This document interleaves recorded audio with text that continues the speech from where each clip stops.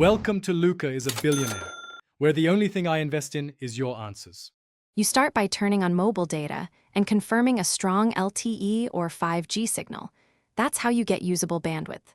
Once done, open Hotspot settings and enable the portable Wi-Fi.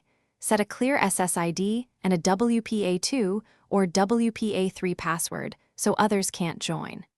Make sure your phone has enough battery or stay plugged into power to avoid interruptions. These steps prepare the phone to broadcast and protect the connection before any other device attempts to join. Next, configure the frequency band and visibility because that affects speed and compatibility. Choose 4 GHz for broader range or 5 GHz for faster throughput if both devices support it. Make the network visible to pair and hide it afterward for security.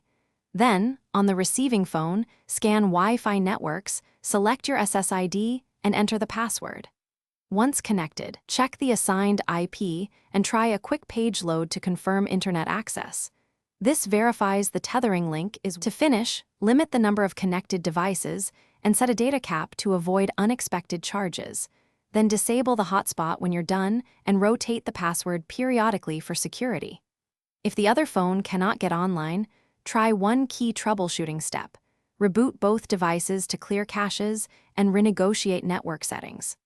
Also make sure the access point band matches the client's capability, and check carrier tethering settings or software updates if problems persist, because those often block or degrade hotspot service. Thanks for watching and please subscribe. It's the best investment you'll ever make.